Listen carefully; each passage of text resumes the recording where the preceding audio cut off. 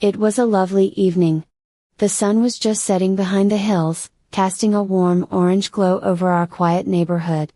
I was in the kitchen preparing dinner as the soft hum of the radio played in the background.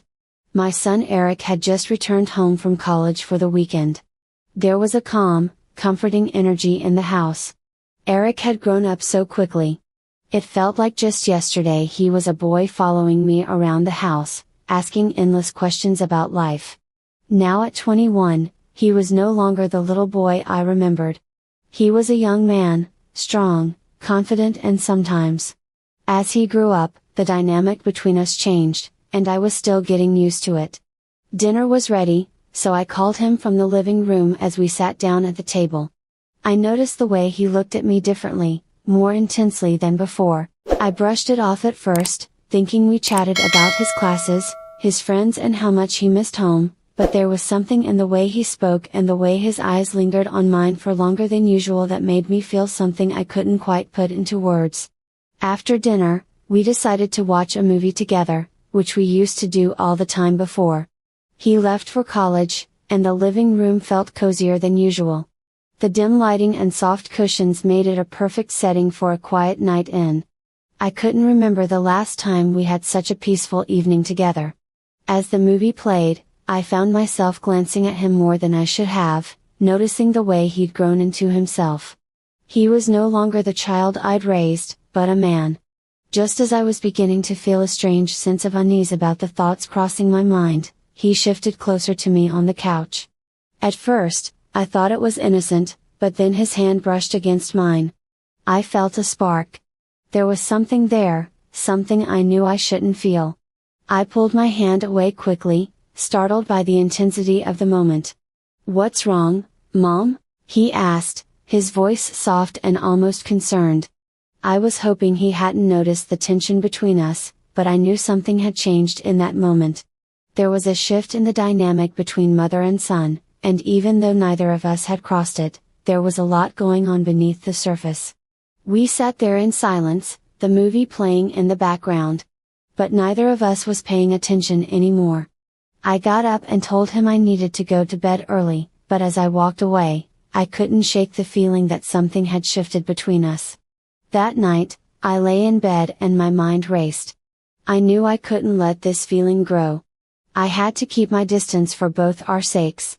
But deep down, I wasn't sure how I felt when I woke up the next morning. I was unsettled. I kept thinking about what had happened the night before. I tried to shake the feeling, convincing myself that it had all been in my head. I was his mother, nothing more, nothing less.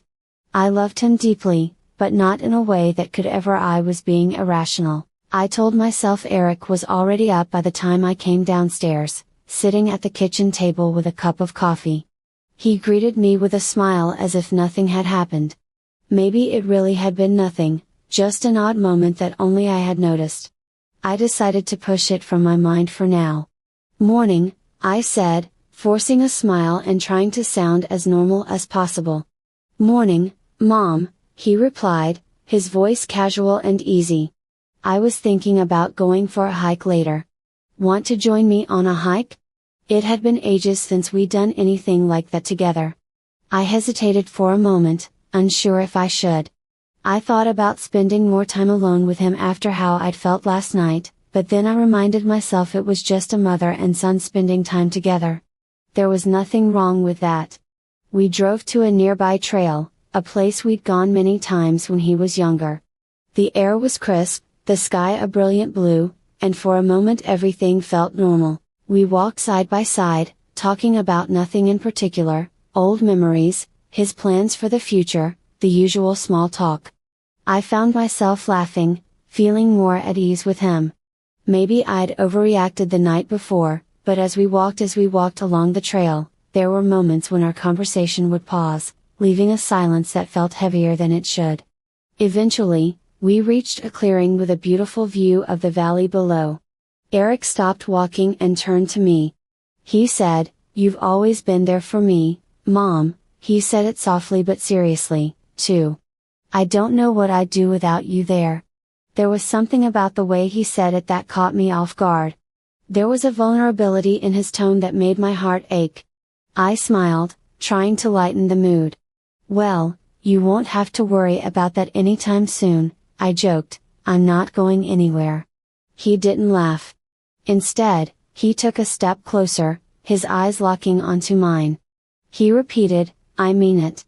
You've always been more than just my mom, you've been everything to me." I froze, unable to find the words. They hung in the air, heavy and loaded with meaning. I wasn't ready to face them. I searched his face for some sign that he was just being sentimental. This was just an innocent moment of affection, but there was something in his eyes that made my heart race again, just like the night before. "Eric," I said, my voice barely above a whisper. "You know how much I love you. Right?" He replied, stepping even closer. "I love you too, more than you realize." My heart started racing. This wasn't how a mother and son were supposed to talk to each other. My mind told me to step back and put some distance between us, but my body felt frozen in place. "I think we should head back," I said, my voice shaky.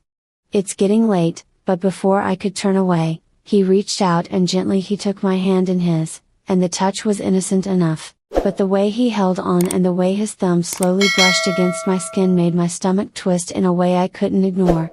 "Mom," he said softly, his voice filled with something I couldn't quite name. "I don't know how to say this, but I've been feeling something. I think you felt it too." I was flooded with panic. I pulled my hand away and took a step back. My heart was pounding in my chest.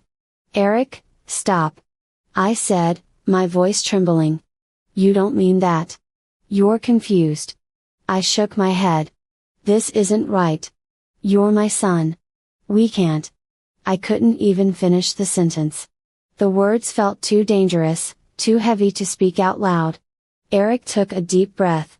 His face clouded with emotion. I know it's not right, but I can't help how I feel, and I don't think you can either." Tears welled up in my eyes. My eyes welled up as I tried to keep my cool.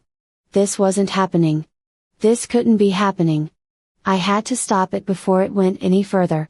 Before we crossed a line we could never uncross. "I'm your mother," I said, my voice breaking. "I love you, but not like that. We can't." I could see the pain in his eyes and the way his shoulders slumped in defeat. He nodded slowly, looking down at the ground as if ashamed. "I'm sorry," he whispered. "I didn't mean to. I didn't want to make you uncomfortable," I said softly. "It's okay." I wasn't sure if it really was, though. "Let's just go home." The drive home was quiet. Eric didn't say a word, and neither did I. The weight of what had been said on the trail hung heavily between us, making every passing second feel agonizingly long. I kept my eyes on the road. My mind was racing as I tried to process what had just happened. I couldn't believe the words that had come out of his mouth. The feelings he had confessed to were a complete surprise. When we finally pulled into the driveway, Eric muttered something about. I went to my room and let him get on with it. I was too upset to stop him. I collapsed onto the couch and started to cry. I was overwhelmed by all the emotions I'd been holding back since that moment on the trail. I didn't know how to make sense of any of it. He was my son, my baby boy, but he wasn't a boy anymore. It was obvious that our relationship had become more complicated than we'd anticipated. I wanted to believe that his feelings were just a phase, something that would pass with time, but the way he looked at me and the way his hand lingered on mine told me otherwise. Part of me felt guilty, like maybe I'd done something wrong. Maybe I'd been too affectionate, too close over the years, but that wasn't right. Mothers were supposed to love their sons, to nurture them, to be there for them. That's all I'd ever done, but now everything felt tainted by the strange tension that had grown between us. I didn't know how to fix it. I spent the rest of the day trying to avoid him, keeping myself busy with chores and anything that could distract me from the confusion. By the time evening came, I was emotionally drained. I didn't want to confront what had happened, but I knew I couldn't avoid it forever. I couldn't go on like this, pretending everything was fine when it so clearly wasn't. That night, After I had spent hours tossing and turning in bed, I heard a knock on my door. My heart sank.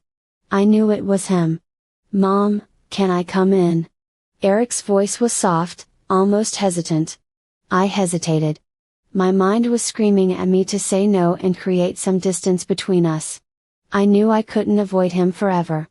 I had to face this, even though I was really uncomfortable. I said quietly, sitting up in bed and pulling the covers up around me. Eric stepped inside, looking as unsure as I felt. He stood at the edge of the room for a moment, not quite knowing what to do. What should he do with himself? After a few seconds, he sat down on the edge of the bed but kept his distance. "I'm sorry," he said, his voice heavy with regret. "I shouldn't have said what I said earlier. I don't know what came over me." "I know," he whispered, his eyes downcast. "It's so hard. Mom, I don't know why I feel like this. I've tried to push it away, but it just keeps coming back." His words struck something deep within me. I felt an overwhelming sense of sadness for him, for both of us. This wasn't a situation I had ever imagined myself being in, but there we were, trapped in a web of emotions that neither of us knew how to untangle. "I'm your mother," I said again, my voice gentle but firm. "That's all I can ever be, you know that, right?" He looked at me, his eyes filled with pain, but he nodded. "I know," he said. "I just don't want to lose you." "You're not going to lose me," I assured him, "but we have to set boundaries. Eric, this is dangerous territory." For a moment, there was silence between us, the tension from earlier in the day still lingered. But we also had this unspoken understanding that things couldn't continue the way they were. We both knew it, even if neither of us wanted to fully acknowledge it. "Maybe it's best if you go back to school tomorrow," I suggested gently. "I think we both need some space to clear our heads." Eric nodded slowly, but I could see the sadness in his eyes. "Yeah," he said quietly. "Maybe you're right." The next morning, I watched. As he packed his things, there was a palpable sense of unresolved emotions in the air. I wanted to give him a hug and tell him everything would be okay, but I couldn't bring myself to do it, especially after everything that had happened. When he finally left, the house felt emptier than it had in years. I sat on the couch, staring out the window, trying to process everything. I knew we had both made the right choice by putting some distance between us. The relationship between a mother and son is meant to be simple and pure, but ours had become much more complicated. As time passed, neither of us knew how to handle it. I tried to settle back into my routine, but it wasn't the same. The house felt too quiet without Eric, and I found myself thinking about him more than I should have. I thought that the distance would help us both to sort out our feelings. I knew that things would never go back to the way they were before, though, because something had shifted between us. I wasn't sure what the future held for us anymore. Thanks for watching and listening to my story. Don't forget to subscribe for more videos like this.